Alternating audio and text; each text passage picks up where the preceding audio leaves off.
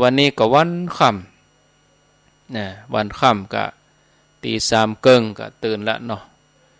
ตีสามเกิงความจริงแล้วก็ตื่นก่อนเวลานั่นก่อน2 โมงนี่ตื่นละต้องมาเปิดคอมแล้วก็เช็คระบบเสียงเปิดทำวัดเจ้าแปรแล้วก็ตีสามเกิงวันนี้วันพุธแต่เจ้าก็รายการของท่านพระครูสังฆลักษณ์ธนอัตถรัตนสิริวัดหลิการามตีสามเกิงถึงตีห้าแต่เจ้าก็มีอุปสรรคน้อยเพราะว่าฝนตกที่แถวอำเภอเมืองตำบลต้นทงบนแถวอำเภอเมืองนี่ฝนตกหนักทำให้กระแสไฟฟ้านี่ขัดข้องไฟดับเป็นเตื้อวิทยุก็เงียบเป็นหลายครั้งล่ะญาติโยมประคับประคองจนจบเวลาตีห้าอาตมาก็บ่ได้เข้ารายการแต่เจ้าก็ได้รับความเมตตาจากตุลุงยองหรือว่าท่านชัยวัฒนาคเสโนท่านก็สะดวกจัดรายการเมื่อเจ้าตีห้าถึง7 โมงก็ยกเวลาให้เปิ้นลวดเลยแต่เจ้านี่บ่ได้เชื่อมสัญญาณที่วัดฝ่ายหินหลายท่านบ่ได้ฟังท่านพระครูวิสิตศิลพรสักกรรมก็มันก็จะมีอุปสรรคน้อยถ้าอาตมาบ่อยู่เนาะถ้าว่าตุลุงยองรับชั่วโมงแรกชั่วโมงที่2จะมาสลับสัญญาณแฮมกับสถานีบางที่เปิ้นก็ตั้งอัตโนมัติรับ2 ชั่วโมงถ้าเราจะสลับสัญญาณแฮมก็กลัวมันขาดตอนจะนิมนต์ตุลุงเปิ้น2 ชั่วโมงรวดเลยแต่เจ้าตีห้าถึง7 โมงเพื่อตกแมลงมาก็บ่าย3ถึง5 โมงแรงก็รบกวนเฮอตุลุงเปิ้นจัดรายการแตนแถมช่วงแมลง2 ชั่วโมงตกเมื่อค่ำมาก็บางทีว่าถ้าบัดตันก็จำเป็นละจะเป็นต้องเปิ่งตุลุงไอ้นะปรากฏว่าก็มาตันอยู่มาตันในเวลา7 โมงครึ่งตะกี้ถึงวัด7 โมงครึ่งก็ส่งน้ำเรียบร้อยก็เตรียมข้อมูลก็มานั่งเข้ารายการบัดเดียวเนี่ยญาติโยมเนาะก็ประคับประคองอยู่ด้วยกันไปถึงเวลา4 ทุ่มบ่เนอะสำหรับคืนนี้นะวันนี้ไปที่ไหนวันนี้ก็ได้มีโอกาสก็ออกเดินทางตั้งแต่เวลาออกเดินทางออกวัดตั้งแต่เวลาตีห้าก็เดินทางไปเมืองฝางเพื่อว่าไปติดต่อประสานงานไปคำนวณเวลาที่จะนำญาติโยมเข้าไปตานเตียนวันที่13 สิงหาก็ค้างแถมประมาณ2 สัปดาห์13 สิงหาเดือนหน้านี่นะวันนี้วันที่26ละก็ถ้าว่าไปวันนี้ก็หมดเวลาละญาติโยมมีโอกาสได้ไปละมันก็จะยากละยิ่งต้นเดือนซ้ำหายญาติโยมภารกิจยาวเหยียดไปจนถึงวันที่13 14ว่าถึงจะได้ย้างกลางพรรษานะเลยวันที่15 สิงหาพวกนี้ก็เบาพองละเนาะญาติโยมก็ตั้งวันนี้ไปวันนี้วันพุธวันฮือ26 27 28 29 30 31เนี่ยมันได้อยู่สักวัน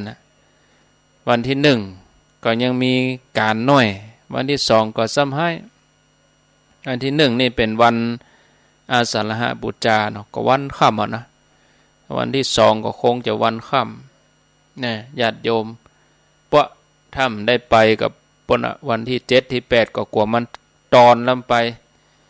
มันจะเอาอย่างบัดตันนะก็เลยตัดสินใจไปวันนี้นะแล้ววันพุธก็มีภารกิจวันพุธนี่ที่เทศบาลตำบลขัวมุงเดี๋ยวพอรายละเอียดกันเดี๋ยวเนอะก็บางทีก็ลืมไปพ่องก็มีนะญาติโยมสะเตือนนะเขาเขียนติดกระดานแต่ลืมพอกระดานเพื่อกึดใจได้พอจะดีไปงานแล้ว สะเตือในงานนั้นเปิ้นโทรมาออกวัดมาแล้วกะโอ้ลืมไป ขอโทษอย่ามันมีหลายเตื้อเหมือนกันนะญาติโยมนะอันนี้ก็ระยะหลังนี่จะเอาสมุดจดเอาใส่ไว้ในถุงย่ามปากกาเล่มสะเตือก็เขียนไว้ฮะเปิดเตือนความจำนี่นะวันพุกนี้อันเทศบาลตำบลขัวมุงอำเภอสระปีโดยป้าหมอหรือว่าท่านนายกบุญธรรมบุญหมื่นท่านนายกเทศมนตรีเทศบาลตำบลขัวมุงนะวันพุกนี้ก็ตั้งผู้สูงอายุไปฟังการบรรยายธรรมการสร้างสุขภาพจิตพิชิตโรคซึมเศร้านะวันพุกเวลา8 โมงเป็นต้นไปนะเพื่อก็เริ่มพิธีแล้วนะส่วนธรรมาภาพเองก็จะบรรยายเวลา9 โมง8 โมงเกิงก็จะต้องถึงนั่นแหละนะวันพุกที่เทศบาลตำบลขัวมุงอำเภอสระปีเนาะอันนี้อูถึงวันพุกแล้วก็วันนี้ก็ออกวัดตั้งแต่เวลาตี 5ก็มาคำนวณเวลาแล้วว่าที่เราจะไปตานเตียนกันอาตมาออกตี 5ยังไปขวายนะยังขวายนะขนาดว่าไปกันเดียวนะแล้วก็บ่ได้ฮับอย่างภายลายนะไปกะตู้เจ้านะคนขับคนบ้านก็มีกับคนขับคนเดียวนะตู้เจ้านี่ถือว่าไปไหนก็ง่ายอยู่เนาะแต่ญาติโยมนี่ก็เวลาไปไหนก็มีของมีครัวอย่างมันก็พลุงพลังหน่อยก็อาจจะบวกเวลาไปแถมชั่วโมงก็หมายความว่าที่เราจะไปตานเตียนนี่เราต้องออกตี 4อันนี้เฉพาะพิกัดจุดจากดอยหล่อจอมตองเวียงหนองร่องบ้านโฮงเนอะในโซนเนี้ยสันปะตองนี่นะต้องออกตี 4ออกตี 4ก็เขาจะไปรวมกันถ้าเวียงปะเป้านี่เปิ้นก็คงจะไปตั้งแม่สวยเนาะแม่สวยแล้วก็ออกบ่อน้ำมันฝางปุ่นเลยแล้วก็ยิงตรงไปที่วัดโสภณารามหรือว่าวัดห้วยงูในวัดโสภณารามเนอะอาตมาจะแก้ไขในใบรายการก่อนชื่อวัดเปิ้นว่าวัดโสภณารามอันนั้นอันนี้เฉพาะญาติโยมที่อยู่โซนทางเชียงใหม่แต่ญาติโยมทางโซนเวียงป่าเป้าญาติโยมทางวังเหนือญาติโยมทางแม่สวยญาติโยมทางเมืองพานนี่ถ้าจะมานะจะไปเอวเมืองฝางก็ไปทางวังเหนือญาติโยมทางเวียงป่าเป้าญาติโยมทางวังเหนือญาติโยมทางลำปางทางเมืองพานอีเนาะทางพะเยาพวกนี้เนาะถ้าจะไปตานเตียนตัวกันวันที่13 สิงหานี่ก็เข้าตังที่แม่สวยพดออกบ่อน้ำมันฝางไปถึงที่วัดโสภณารามหรือว่าวัดห้วยงูในนี่ประมาณ8 โมงเกิงไปถึงที่ฮั่นนะไปถึงที่ฮั่น8 โมงเกิงแล้วก็เขาก็ทำบุญกันไปเลยณจุดนั้นเวลา8:30 นาทีส่วนอาตมาเขาก็จะไปสมทบประมาณ9 โมงก็บวกลบไปเนาะออกตี 4ก็ไปถึงที่ปั๊มน้ำมันปตท.แม่ริมไปฮับเอาเบอร์ติดรถกันที่หั่นเพราะว่ามันกว้างดีปตท.แม่ริมนะแล้วก็เอาก็ไปรวมกันทุกคณะรวมกันจัดรถจัดอย่างกะที่ปางกว้างแม่แตงที่ปุ้นหน้าค่ายนเรศวรค่ายพระนเรศวรมหาราชแม่แตงปุ่นนะไปรวมกันจุดนั้นเพราะว่าตั้งหน้าที่จอดรถกว้างขวางดีก็ไปถึงที่ถ้าเขาออกตี 4ตรงเบ๊ะนะคือตี 4ล้อหมุนนะไม่ใช่ตี 4นี่ทุกทิกก็ยังรถก็ยังไม่ได้ขึ้นเตื้ออิ่มใจนะแต่อันจะจ้าไปพออาตมาคำนวณอย่างเฉพาะอาตมาเดินทางวันเนี้ย4 ชั่วโมงไปเนี่ยเอาเพื่อรถติดเพื่ออย่างเนาะญาติโยมเขาเองก็ตีเป็น5 ชั่วโมงเท่าออกตี 4 5 6 7 8ไปถึงปุ่น8 โมงเกิงก็ประมาณโมง บ่เกิน9 โมงนี่นะอันนั้นก็จุดรวมแห่งอันหนึ่งก็ตีค่ายหน้าค่ายพระนเรศวรมหาราชอำเภอแม่แตงคือปากตางปางกว้างเสร็จเรียบร้อยก็จุดรวมกันกะตีเนี่ยวัดโสพนารามวัดโสพนารามบ้านห้วยงูในเพิ่นไปตังใดเฮาก็พอแมคโครห้างแมคโครฝางบ่กองถึงห้างแมคโครฝางเฮาก็ชะลอก็ตบไฟเลี้ยวซ้ายเพิ่นจึงมีป้ายให้บ้านห้วยงูในก็เลี้ยวเข้าไปเลยอันนี้ก็หาง่ายอยู่เนาะก็เฮาจะทำบุญที่วัดโสพนารามเฮาก็ใช้เวลาประมาณ2 ชั่วโมงอยู่ที่นั่น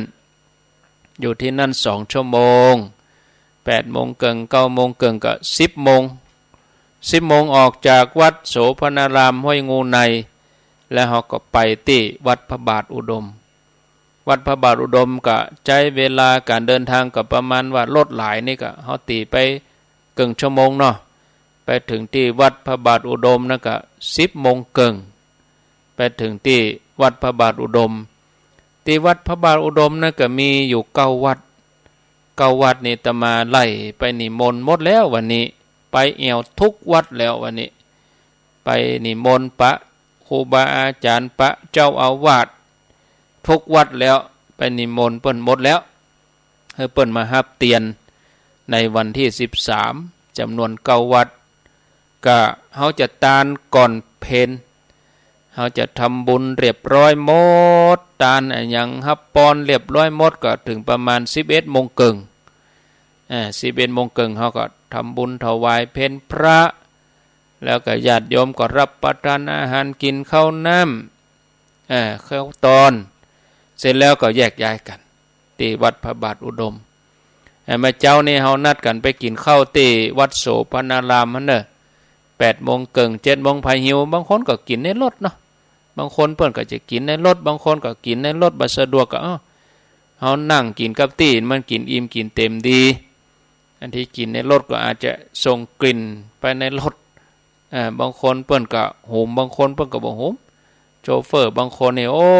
ไปใหญ่ถ้าว่าไปกินข้าวในรถเปิ้นนะกินมันเข้าในครัวโหพ่องกาน้ำพริกแดงถ้ากินในรถถ้าโชเฟอร์เปิ้นชัวน้อยเปิ้นบ่ถือเปิ้นบ่ว่าหยังก็บ่เป็นหยังแต่ว่ามันก็ธรรมดาเนาะญาติโยมเพราะว่าเฮากินในรถมันก็ต้องเปิดหน้าต่างหน่อยมันได้ระบายถ้ามันอัพในห้านก็ผ่านใจงานไปสัก 3-4 งานนี่กลิ่นมันออกมันอัพกลิ่นมันอัพในรถเปิ้นนะอันนี้เฮากินข้าวเจ้าเนี่ยเฮาไปกินที่วัดโสพนารามนั่นก็ไปถึงก่อนก็อยู่หันท่านะบางกันก็อาจจะถึงหัน7 โมงปลาย7 โมงเกิงบางกันก็จะถึงหัน8 โมงนะก็ทยอยกันไปบ่รีบร้อนอย่างช่วงเจ้าเนี่ยอยู่ที่หันกินข้าวกันหันหอมกินหอมตาลอย่างมันจบที่หันหมดนะกินข้าวง่ายกันที่หันเลยที่วัดโสพนารามนะหรือว่าวัดห้วยงูในส่วนที่วัดพระบาทอุดมนี่มีอยู่9 วัดก็มี1วัดพระบาทอุดม2 วัดเสาหิน3 วัดเทพอำนวย4 วัดสุวรรณารามม่อนปิ่น5 วัดปัณณารามต้นหนุน6 วัดศรีมงคลตำบลสันทราย7 วัดชัยเกษมต้นซ่าน8 วัดศรีมหาโพธิ์โพธารามพระธาตุม่อนปิ่นนะแล้วก็9ก็วัดปังปอยวันนี้ไปเอวหลายตีเนาะไปบ้านห้วยงูในก็หลวดไปไปจาผู้ใหญ่บ้านสทคณะกรรมการญาติโยมเปิ้นก็ต้อนรับดีไปฉันเพลที่นั่นไปฉันเพลที่บ้านห้วยงูในนั่นแล้วก็ไปวัดเสาหินเนาะไปวัดปังปอยไปหมดแล้วครบหมดแล้วก็ขอบคุณเนอะอนุโมทนาบุญกับญาติโยมที่ต้อนรับญาติโยมที่อูจาญาติโยมที่ปาไปตัวยก็ไปเอวละไปเอวมาได้กุวัดหมดแล้วก็วันผูกวันฮือวันต่อไปก็เอารายละเอียดมามาจาให้กับศรัทธาญาติโยมได้รับทราบต่อไป พอเวลาตอนนี้ก็20:28ที่อาตมาก็คือว่าขั้นเวลารอสถานีบางสถานีบางที่เปิ้นก็ฮับ20:20บางสถานีก็ฮับ20:30เนี่ยประเด็นนี้ก็คงจะพร้อมกันดีละเนาะก็ตะกี้หัวข้อก่อนเข้ารายการว่า พึงสละทรัพย์เพื่อรักษาอวัยวะพึงสละอวัยวะเพื่อรักษาชีวิตเมื่อเล็งหันประโยชน์สูงสุดก็พึงสละอวัยวะและชีวิตก็เพื่อรักษาธรรมคือความถูกต้องเวลาแห่งการประพฤติปฏิบัติเป็นเวลาที่มีคุณค่าต่อตัวเฮาอย่างที่สุดญาติโยมนะมีคุณค่านอกจากต่อตัวเฮาแล้วก็ยังมีคุณค่าต่อสังคมมีคุณค่าต่อโลกช่วยกันสร้างความสงบสุขให้เกิดขึ้นแก่โลกบ่ใจเป็นเรื่องเพ้อฝันเป็นสิ่งที่ทำได้แล้วก็เป็นสิ่งที่เป็นไปได้แล้วก็มีอยู่ในตัวเฮาทุกคนแล้วบ่ว่าจะเป็นชนชาติไหนศาสนาไหนเผ่าพันธุ์ใดขึ้นชื่อว่าเป็นมนุษย์ทุกคนสามารถเข้าถึงธรรมะขององค์พระสัมมาสัมพุทธเจ้าได้องค์พระสัมมาสัมพุทธเจ้าพุทธองค์สอนให้เฮาเจ้าพุทธเข้าถึงธรรมะพระองค์ยอมสละได้แม้กระทั่งชีวิตเพื่อรักษาธรรมไว้ในการเสียสละบางสิ่งบางอย่างเพื่อให้เข้าถึงสิ่งที่มีคุณค่านะจะเชทนังอังคาวรสะเหตุอังคังจะเชชีวิตังรัคมาโนอังคังทนังชีวิตันจาปิสัพพังจะเชนะโรธรรมนุสรันโตบาลีบทนี้ก็ยังกำแปลที่ว่าเข้ารายการตะกี้พึงสละทรัพย์เพื่อรักษาอวัยวะพึงสละอวัยวะเพื่อรักษาชีวิตเมื่อเล็งหันประโยชน์สูงสุดพึงสละอวัยวะและชีวิตเพื่อรักษาธรรมไว้องค์พระสัมมาสัมพุทธเจ้าพระบรมศาสดาของเฮาทรงเป็นแบบอย่างที่ดีงามในการเสียสละในสมัยที่พระองค์เพิ่นได้สั่งสมบารมีเป็นโพธิสัตว์เจ้าอยู่นี่บางชาติทรงสละได้แม้กระทั่งชีวิตเพื่อแลกกรรมว่าธรรมนะเทวธรรมคือญาติโยมทั้งหลายนะญาติโยมก็ใครฮู้ว่าทำอะไรอย่างที่ทำให้ได้เป็นเทวดาธรรมะข้อใดที่ทำให้ได้เป็นเทวดาถึงกับยอมสละชีวิตให้ยักษ์กินนะพระพุทธเจ้าตอนที่เป็นโพธิสัตว์นี่พระองค์ทรงบริจาคแก่นตาเป็นทานมากกว่าดวงดาวบนท้องฟ้าพระองค์ให้ศีรษะเป็นทานมากกว่าบะเป้าทั่วชมพูทวีปพระองค์สละเลือดเป็นทานมากกว่าน้ำในมหาสมุทรทั้งสี่พระองค์สละเนื้อเป็นทานมากกว่าผืนแผ่นดินในโลกนี้ซึ่งเป็นสิ่งที่ไผยากที่จะทำได้เพราะน้ำใจขององค์พระสัมมาสัมพุทธเจ้าที่เปิ้นสั่งสมมานะเปิ้นยอมสละทุกสิ่งอย่างเพื่อการบรรลุสัมมาสัมโพธิญาณพระองค์ได้สอนเกี่ยวกับเรื่องการเสียสละว่าในคราวที่จำเป็นจะต้องสละบางสิ่งไปเพื่อรักษาบางสิ่งไว้ก็ให้เรียงลำดับการเสียสละเปิ้นให้เรียงลำดับจะได้เปิ้นให้เรียงลำดับว่าให้สละทรัพย์เพื่อรักษาอวัยวะเพราะทรัพย์สินเงินทองเป็นของนอกกาย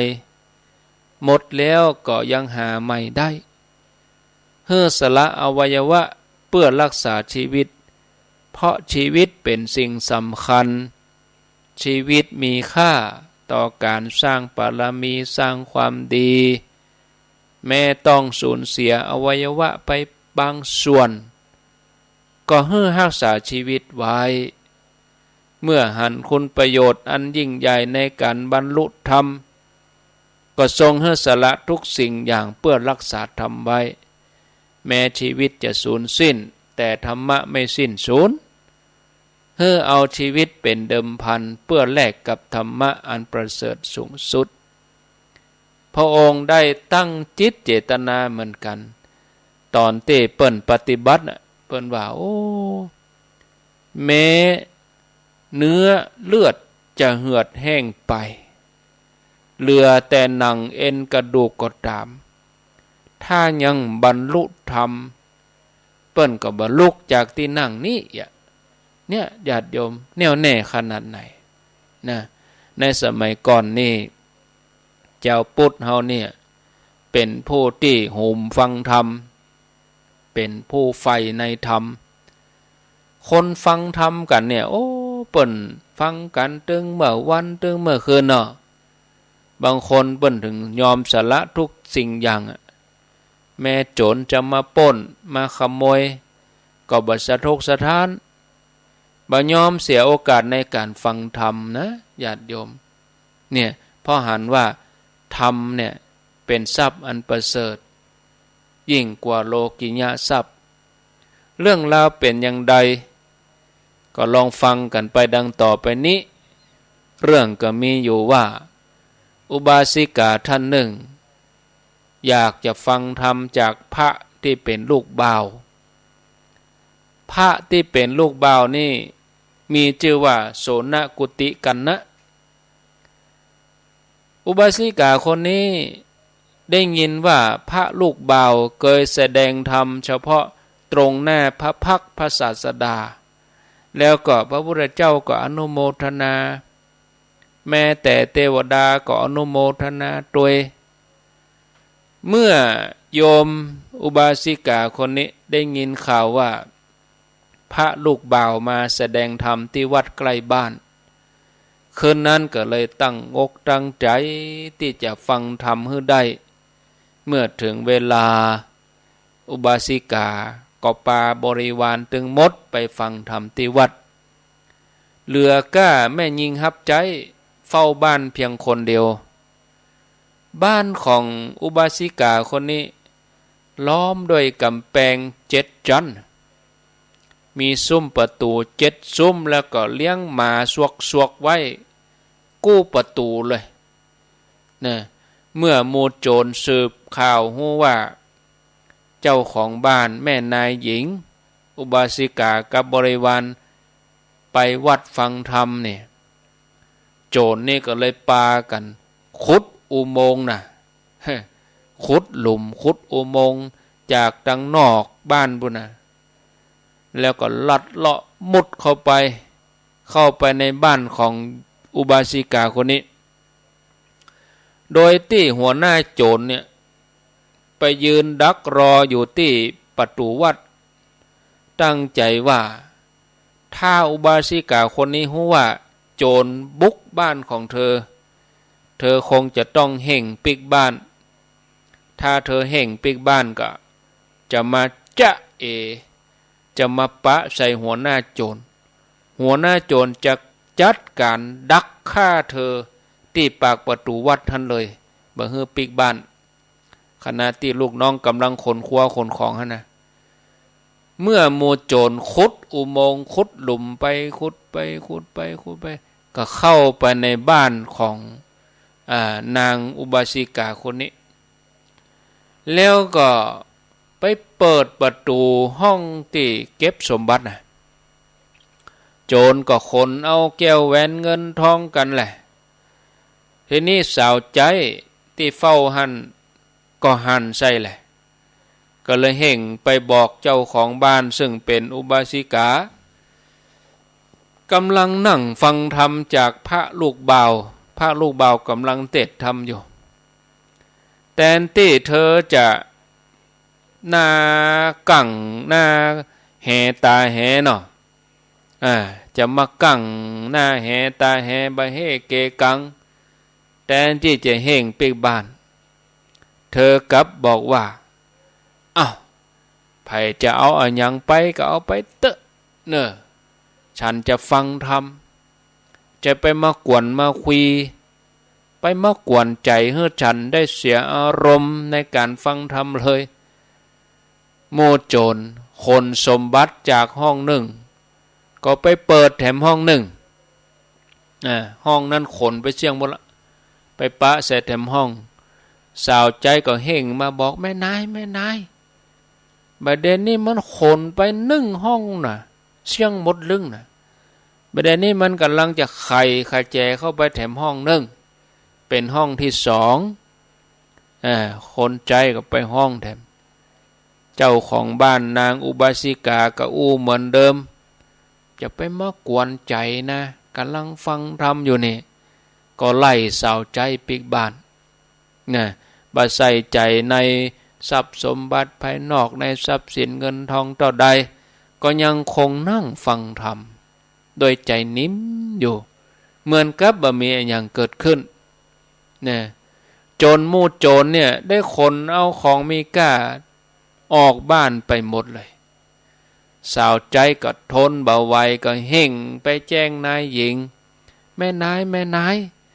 บัดเดี๋ยวนี้โจรมันขนไปหมดลึงแล้วเสี่ยงหมดแล้วในบ้านบ่มีอย่างแล้วอุบาสิกานี่ก็เกิดความรำคาญ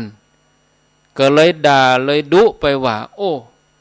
เจ้ามารบกวนเฮาหลายครั้งแล้วทำให้เฮาบ่ได้ฟังธรรมต่อเนื่อง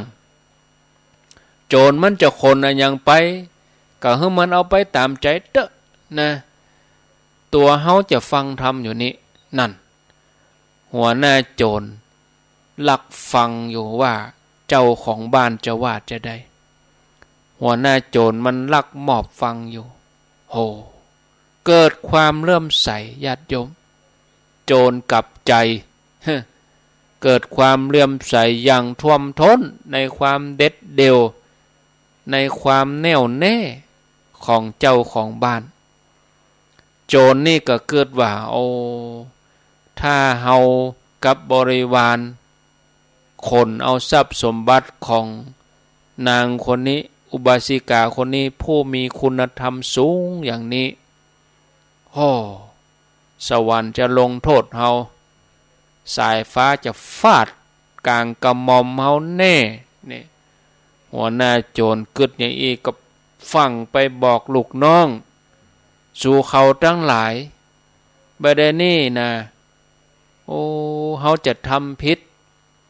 ต่อผู้มีคุณธรรมสูงสวรรค์จะลงโทษเฮาไปสู่เขาคนเอาสมบัติทั้งหลายเนี่ยที่เฮาเอาของเปิ้นมาเนี่ยปิกเอาไปคืนเปิ้นบ่เดียวดังเก่าเดิมออนเด้อไปเอาปิกคืนไปบ่เดี๋ยวนี้นะหมู่ลูกน้องก็แปลงหน้างงโอ้เจ้านายนี่อย่างใด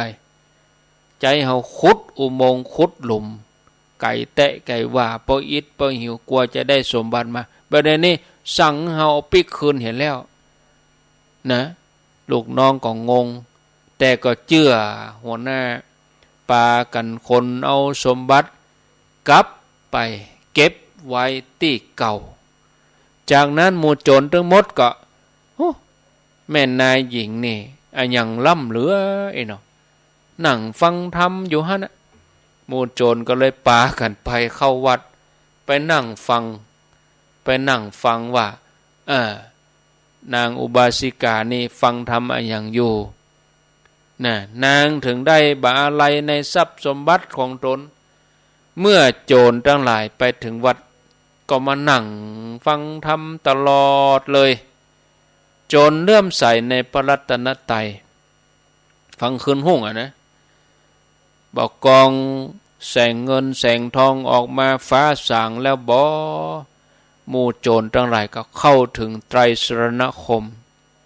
ขอบวชเป็นพระในเจ้าวันนั้นทันทีเลยบวชไปบ่เมินบ่นานก็สำเร็จธรรมนะญาติโยมส่วนอุบาสิกาท่านนั้นก็เป็นโสดาบันจากเรื่องราวที่อาตมาภาพได้นำมาเสนอนำมาเล่านี้จะหันได้ว่าญาติโยมธรรมะ เนี่ยย่อมรักษาผู้ประพฤติธรรมชัดเจนเนี่ยนะญาติโยมแม่สูญเสียทรัพย์สมบัติไปก็ยอมแลกได้โดยที่บ่คำนึงถึงอุปสรรคที่มหาอุบาสิกาท่านนี้นะเลิกฟังธรรมแล้วปิกบ้านนอกจากจะ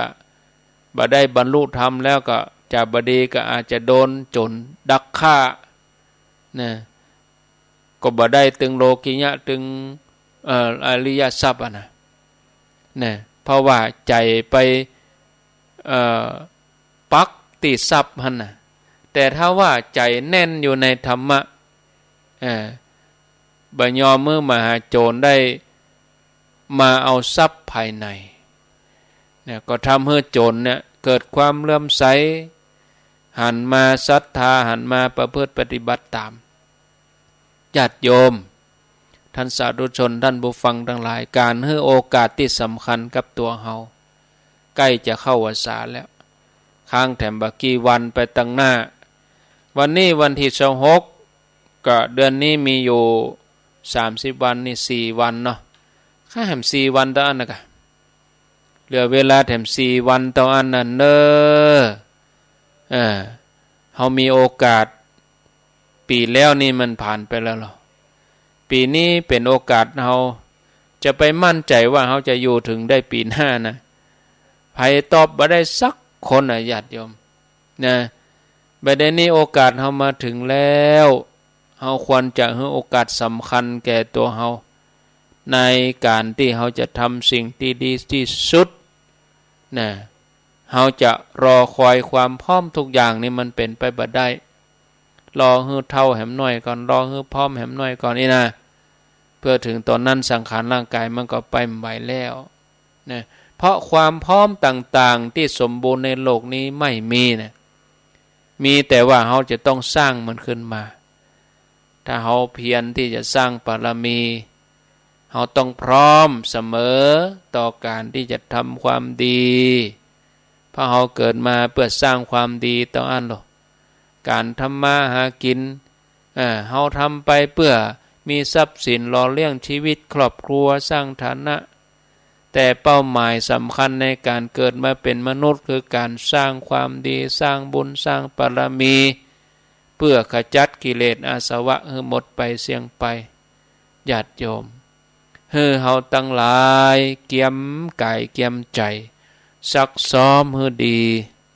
สละความวิตกกังวลต่างๆออกจากใจไปให้หมดนะญาติโยมแล้วก็ยกใจตัวเองให้สูงขึ้นมาแล้วเราจะได้เข้าถึงสรณะอันเป็นที่เพิ่งสูงสุดนั่นคือพระรัตนตรัยแล้วเราจะได้อริยทรัพย์ตัวอริยทรัพย์ที่จะคอยช่วยเหลือเราตลอดเวลาในยามที่เรามีทุกข์จะช่วยให้เราพ้นทุกข์เมื่อมีสุขแล้วจะเพิ่มความสุขยิ่งขึ้นไปฉะนั้นญาติโยมตอนนี้ใกล้จะเข้าพรรษาแล้วหรือเวลาเนี้ยเขาโป้นไปวันหนึ่งแล้วเขาผ่านไปวันหนึ่งแล้วนะมันค่ำแล้วนะมันควรที่จะพักแล้วเขาบอกควรจะเอาเรื่องเล่าอย่างใดอย่างอื่นมากึดถ้าเมื่อเขานอนบัดลับถ้าเมื่อเขากลุ้มเฮือสละทุกเรื่องออกจากใจไปก่อนเน้อทำใจให้หยุดนิ่งหายใจยาวๆเบาสบายหายใจเข้าพุทหายใจออกโทแล้วเราจะได้รับความสุขจากการที่เราประพฤติปฏิบัติแล้วเราทั้งหลายก็ได้รับคำตอบด้วยตัวเองมนุษย์ทุกชาติทุกศาสนาล้วนปรารถนาความสุข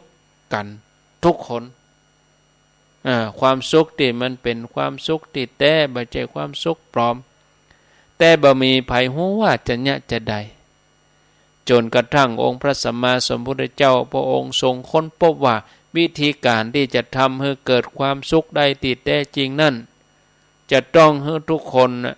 ญาติโยมเข้าถึงธรรมะแหล่งของธรรมะนั่นคือเราจะต้องมีสติเมื่อมีสติตัวสตินี้ก็เป็นแหล่งของปัญญาญาติโยม องค์พระสัมมาสัมพุทธเจ้าพระองค์สอนสัตวโลกให้ปฏิบัติตามหลักสติปัฏฐานสี่สรรพสัตว์ทั้งหลายต้องการความสะอาดความบริสุทธิ์จะต้องทำความเพียรให้แก่กล้ามีสติสัมปชัญญะวางใจให้เป็นกลางบ่ให้อันหยังมาติดข้องในใจบ่ยินดีบ่ยินร้ายเพราะว่าของทุกสิ่งทุกอย่างในโลกเนี่ยล้วนอยู่ในไตรลักษณ์คือมันบ่เที่ยงเป็นทุกข์แล้วก็เป็นอนัตตาสรรพสัตว์สรรพสิ่งมีการเปลี่ยนแปลงไปตลอดเวลาเกิดขึ้นตั้งอยู่เสื่อมสลายไปในที่สุดบ่ว่าจะเป็นคนสัตว์สิ่งของตกอยู่ในสภาพอย่างนี้นะที่พระองค์สอนอย่างนี้ก็เพื่อเฮาบ่ยึดติดบ่ยึดมั่นถือมั่นจะได้ละวางปล่อยหลุดปล่อยพ้นมุ่งเข้าหาสิ่งที่มันเป็นความสุขติดแท้ญาติโยม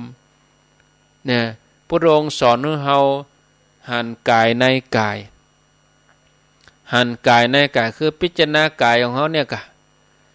กายที่ประกอบไปด้วยธาตุสี่มีขันธ์ห้ามีอายตนะมาประกอบกันเนี่ยพิจารณาตัวเนี้ยทำใจให้หยุดนิ่งเลยนี่ศรัทธาญาติโยมเหมือนดังเจ้าแคว้นกุลุในสมัยพุทธกาลแคว้นกุลุนี่นะเป็นเมืองหนึ่งนะเจ้าเมืองทุกคนเนี่ยมีจิตใจเข้มแข็งแล้วก็อากาศก็สบายเนี่ยห้องว่าสัปปะยะก็เลย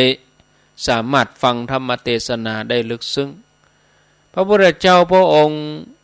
หันความพร้อมในการที่จะรองรับเอาธรรมะของเจ้าแคว้นกุลุนี่พระองค์ก็แสดงมหาสติปัฏฐานสูตรให้เจ้าแคว้นกุลุนี่ฟังเจ้ากุลุฟังแล้วก็จะฟังบ่ได้นะเจริญสติปัฏฐานสี่ญาติโยมเจริญสติปัฏฐานไปตัวคือการตั้งสติกำหนดพิจารณาสิ่งทั้งหลายให้หูเต้าตันหันตามความเป็นจริงนะแม้กระทั่งคนรับใจเวลาทำงานก็อู้กันแต่เรื่องสติปัฏฐานนะบอกว่าจะไปตักน้ำไปซักผ้าไปตำข้าวก็อู้แต่เรื่องสติปัฏฐานเจ้าเมืองกุลุนี่บ่มีไผอู้อันอย่างเรื่องไร้สาระบ่มีการเล่าหน้าจาควันบ่มีการติดชินินทาเข้าหากันอู้แต่เรื่องสติปัฏฐานถ้ามีไผถามสงสัยอันยังนะเปิ้นก็สู้อู้กันนี่ศรัทธาญาติโยมถ้ามีไผถามว่าท่านยังใส่ใจในการเจริญสติปัฏฐานตลอดกอถ้าคนนั้นบ่ล่ำได้ปฏิบัติก็จะตอบบ่ได้เปิ้นจะถามถึงความก้าวหน้าก็เหมือนอย่างอาจารย์เปิ้นสอบอารมณ์นะคนนั้นตอบบ่ได้ก็จะถูกตำหนิว่าโอ้ชีวิตเปล่าประโยชน์แล้วแม้มีชีวิตอยู่ก็เหมือนตายเนี่ยขอให้ท่านอย่าได้ประมาทเลยเนี่ยเจ้าแคว้นกุลุนี่เปิ้นได้ปฏิบัติสติปัฏฐานถ้าตอบว่าย่ำใส่ใจในการปฏิบัตินะญาติโยมเจ้ากุลุก็จะติเตียนนะแต่ถ้าบอกว่าโอ้ยังมีความสนใจยังมีการปฏิบัติยังมีการเจริญสติปัฏฐานอยู่เจ้ากุลุก็จะชื่นชมสรรเสริญบอกว่าโอ้ท่านประเสริฐแล้วนับว่าเป็นบุญญาลาภที่ได้เกิดมาเป็นมนุษย์ได้พบพระพุทธศาสนามีชีวิตที่เปล่าประโยชน์นี่ญาติโยมบ่เพียงแต่เจ้ากุลุที่เกิดมาเป็นมนุษย์ตัวอันที่ตั้งใจในการเจริญสติปัฏฐานแม้แต่สัตว์เดรัจฉานก็ใส่ใจในการเจริญสติปัฏฐานเหมือนกันนะคือมีนักฟ้อนคนหนึ่งนักฟ้อนนักลำได้ยับเอาลูกนกแขกเต้ามาเลี้ยงลูกนกแขกเต้านี่ก็ลักษณะก็เหมือนนกแลเหมือนนกแก้ว นกแลก็คือนกแก้วนกแก้วก็คือนกแขกเต้านั่นเองเอามาเลี้ยงแล้วก็สอนให้นกแขกเต้านี่อู้ภาษาคนนักฟ้อนนักลำคนนี้ก็อาศัยอยู่ในสำนักของนางภิกษุณีมีเตื้อนหนึ่งนักฟ้อนคนนี้ไปทำการเปิดการแสดงที่เมืองอื่นไปต่างเมืองก็ลืมลูกนกนะลืมลูกนกนี่ไว้นะสามเณรลีก็เอามาเลี้ยงแล้วก็ตั้งชื่อนกแขกเต้านี่ชื่อว่าพุทธลักขิตวันหนึ่งนกแขกเต้านี่บินไปจับอยู่ที่ตั้งหน้าของมหาเถรีก็เลยอู้กับมันว่านกแขกเต้าเจ้าใส่ใจทำภาวนาอันหยังพ่องกอลูกนกแขกเต้าก็ระว่าเห็นล่ะบ่มีบ่ได้ใส่ใจหยังเห็นน่ะพระมหาเถรีสอนว่าผู้ที่อยู่ในสำนักของนักบวชจะปล่อยตัวปล่อยใจนั่นเป็นการสมควรนะตั้งนี้ไปเน้อฮือเจ้าต้องคำว่านะอัฐินะอัฐิที่แปลว่ากระดูกท่องคำว่าหูว่ากระดูกอัฐิตั้งแต่วันนั้นน่ะลูกนกแขกเต้าก็ฟังกรรมมหาเถรีบอกว่าจะบินไปที่ไหนก็ท่องคำว่าอัฐิตลอดเวลาเจ้าวันหนึ่งขณะที่มันกำลังเกาะอยู่ที่ประตูเพื่อจะหับแสงแดดอ่อนๆก็มีเหยี่ยวมีแหลวมีหุ้งเหยี่ยวบินมาโฉบนกแขกเต้านี้ไปเหล่าบรรดา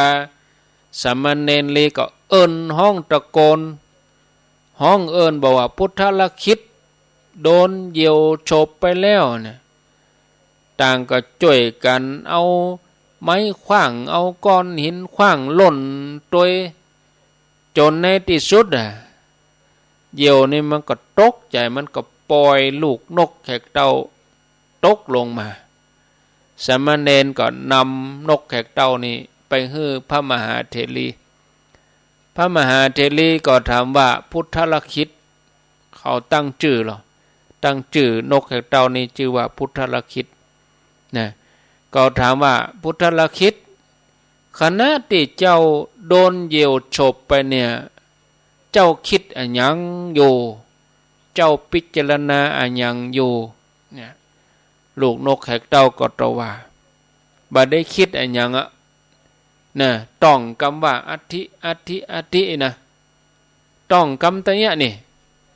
ท่องไปเนี่ยโอ้มีกระดูกปรากฏมาวะญาติโยมนะโอ้มีกระดูกปรากฏออกมาหันนะแล้วก็ปาเอากองกระดูกเนี่ยลอยไปเนี่ยกองกระดูกลอยไปบะเมินบะนั้นกระดูกนั่นก็เนี่ยตกลงเลี่ยลาดเนี่ยยาเหี้ยหายยาหยัดนั่นญาติโยม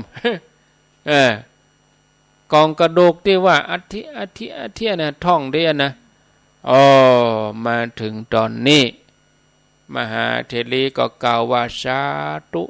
ธุดีแล้วพุทธลักขิต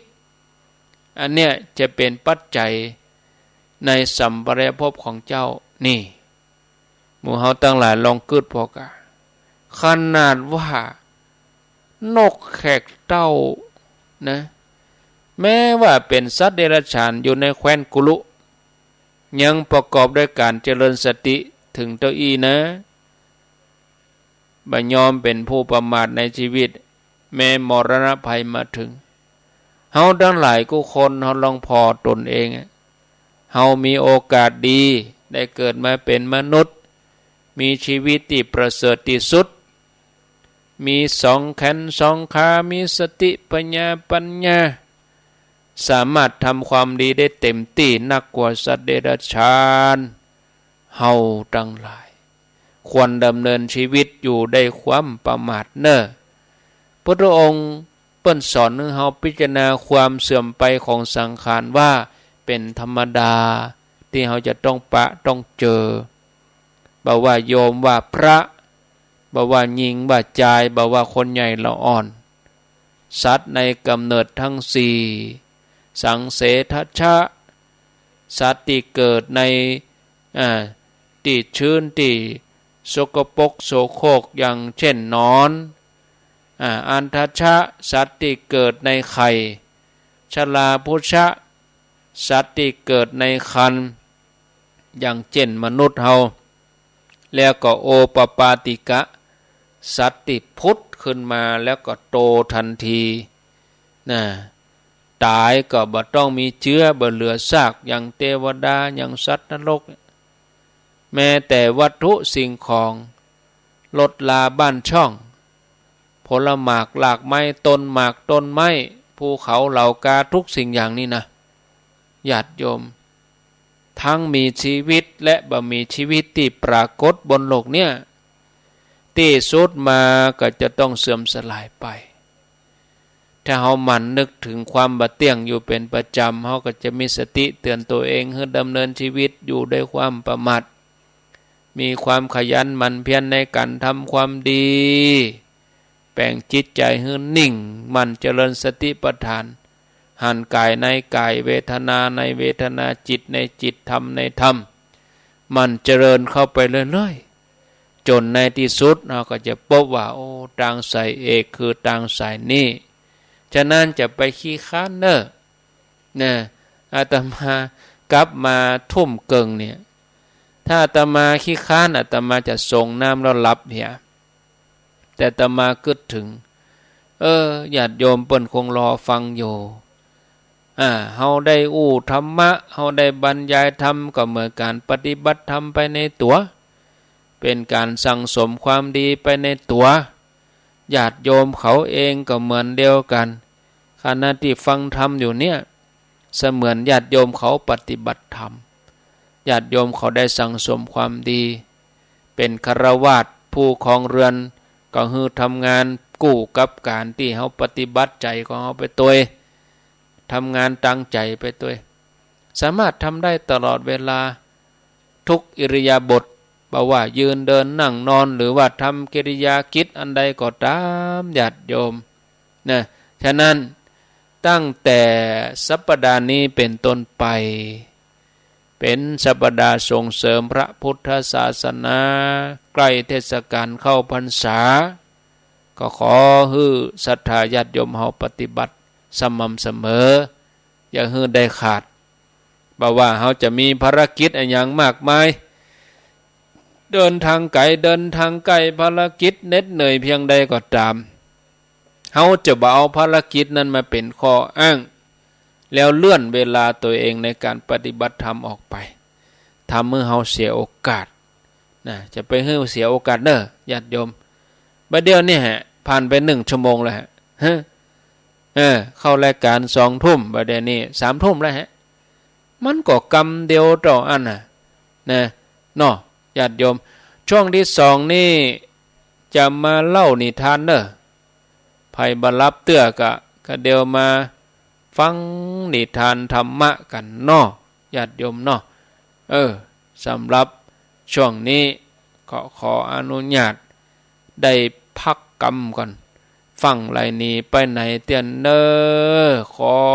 ได้พักสัก 4-5 นาทีจะเริญพร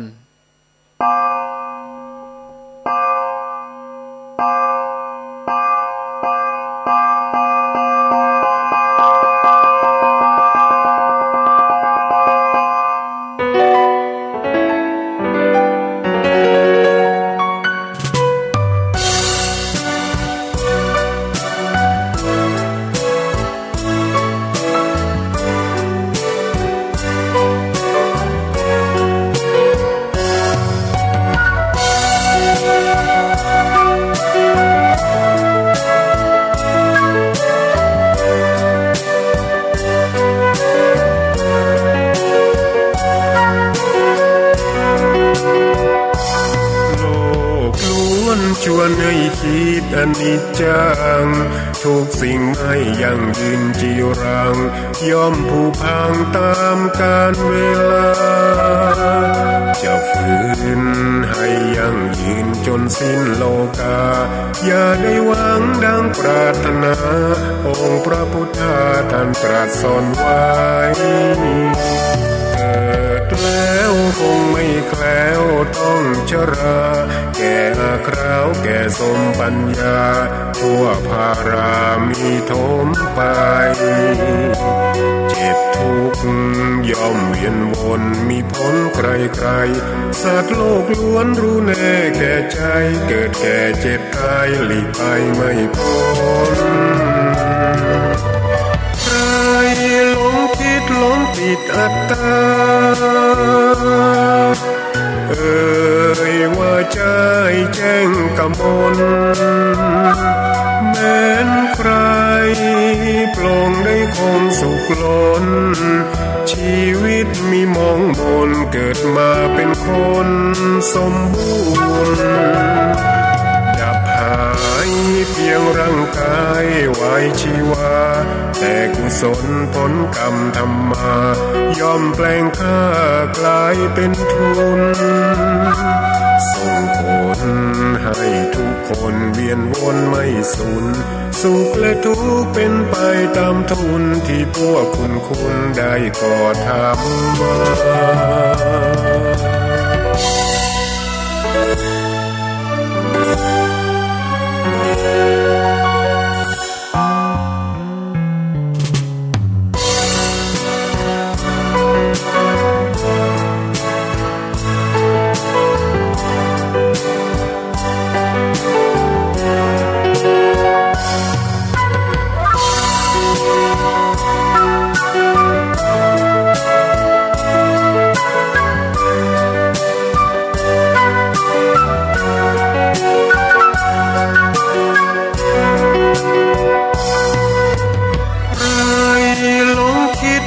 ติดอัตตาว่าใจแจ้งกมลแม้นใครปลงได้คงสุขล้นชีวิตมีมองมนเกิดมาเป็นคนสมบูรณ์ดับหายเพียงร่างกายไว้ชีวาแต่กุศลผลกรรมทำมาย่อมแปลงค่ากลายเป็นทุนส่งผลให้ทุกคนเวียนวนไม่สูญสุขและทุกข์เป็นไปตามทุนที่พวกคุณได้ก่อทำมา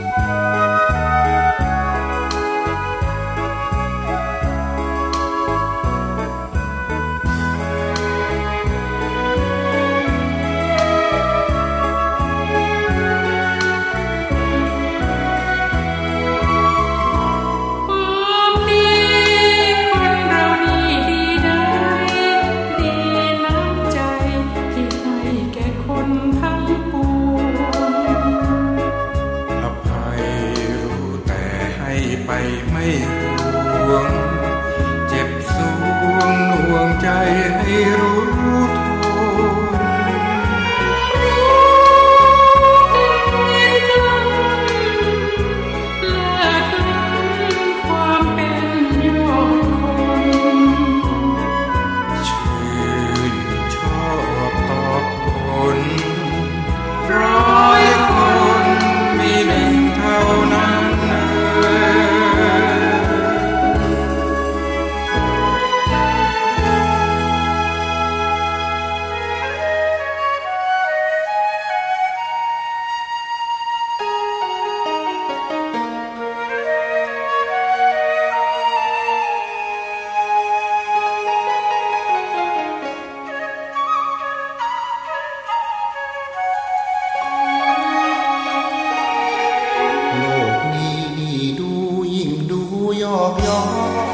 เปรียบเหมือนละค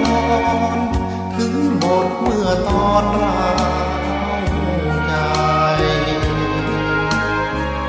บทบาทลีลาแตกต่างกันไปถึงสูงเพียงใดต่างจบลงไปเหมื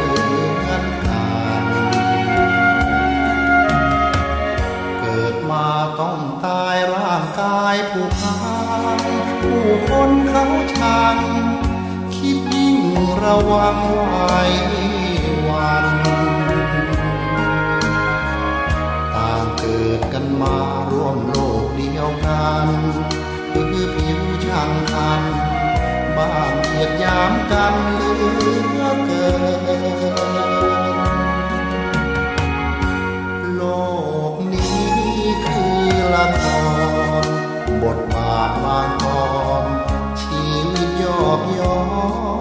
นยับเยินชีวิตบางคนรุ่งเรืองจำเริญแสนเพลินเหมือนเดินอยู่บนหนทางวิมานโลกนี้นี่ดูยิ่งดูเศร้าใจชั่วชีวิตไว้หมุนเปลี่ยนพันไปเหมือนมาปิดฉากเรื่องร้องผุดพองตระการครั้นแล้วไม่นานเปิดผ่านเป็นความเศร้าใจ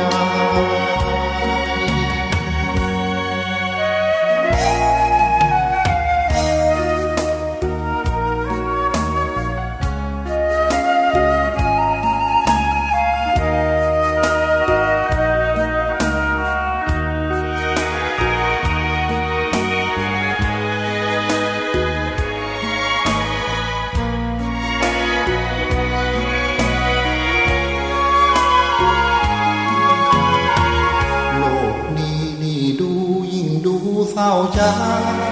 ชั่วชีวิตไว้หมุนเปลี่ยนพันไปเหมือนมาปิดฉากเรื่องร้องผุดพองตระการครั้นแล้วไม่นานเปิดผ่านเป็นความเศร้าใจ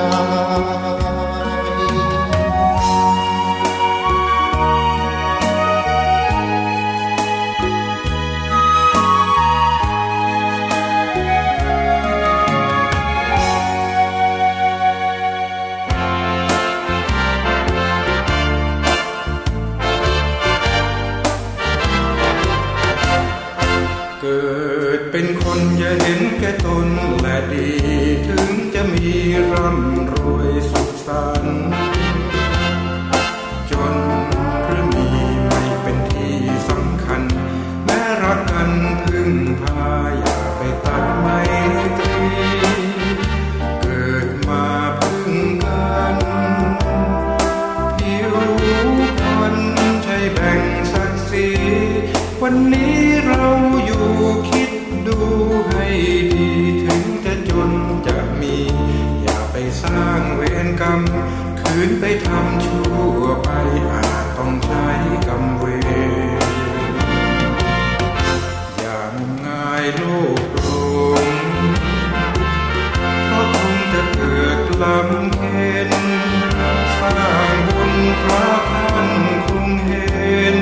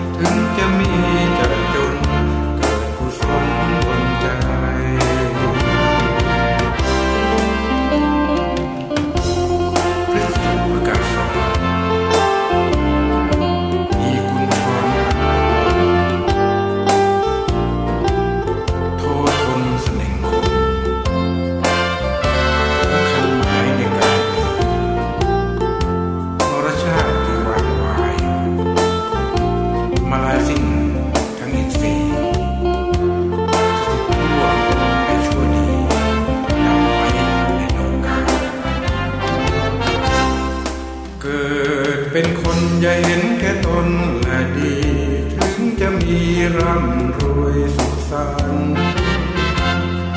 จนหรือมีไม่เป็นที่สำคัญแม้รักกันพึ่งพาอย่าไปตัดไมตรีเกิดมาพึ่งกันผิวพรรณใช่แบ่งศักดิ์ศรีวันนี้เราอยู่คิดดูให้ดีถึงจะจนจะมีอย่าไปสร้างเวรกรรมคืนไปทำชั่วไปอาจต้องใช้กรรมเวร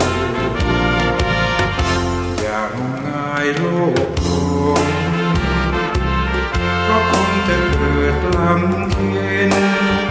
สร้างบุญพระท่านคงเห็น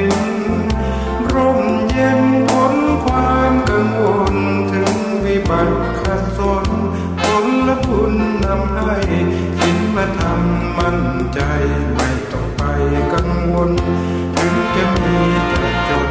เกิดกุศลดลใจ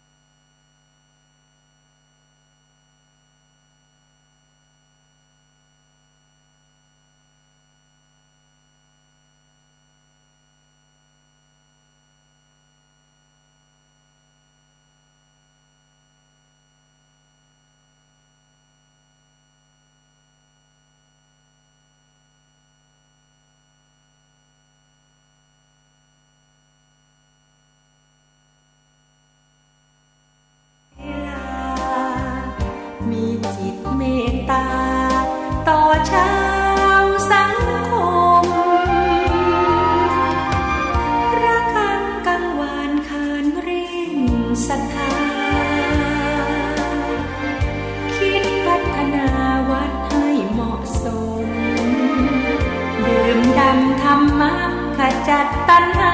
อย่าติดอารมณ์ขอเชิญชื่นชมสู่ลมอาราม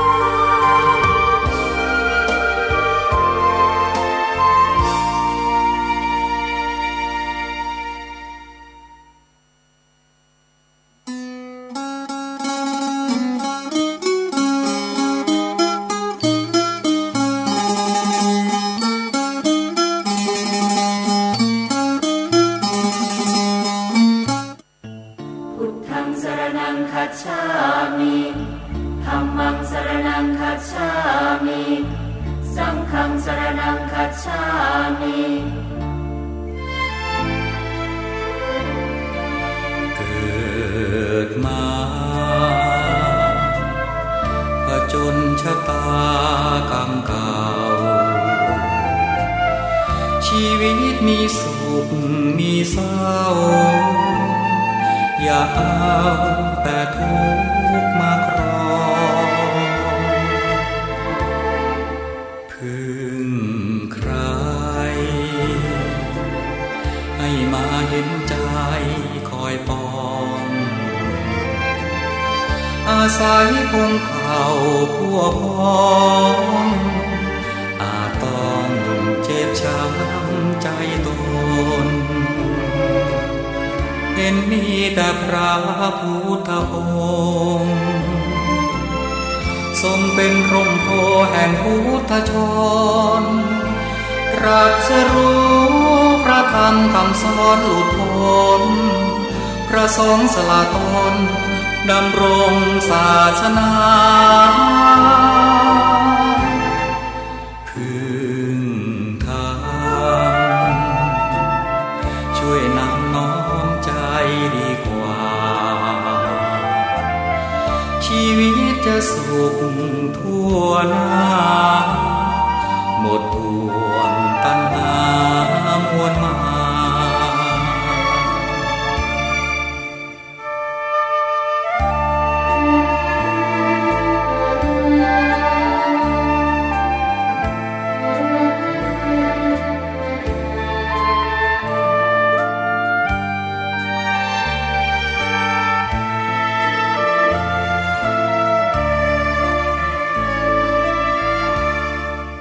พึ่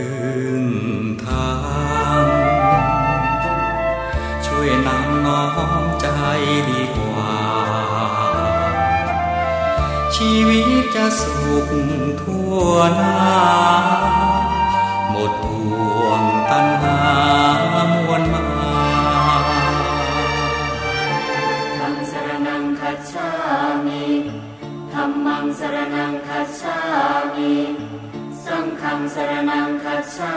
มิความสวัสดีความเจริญในธรรม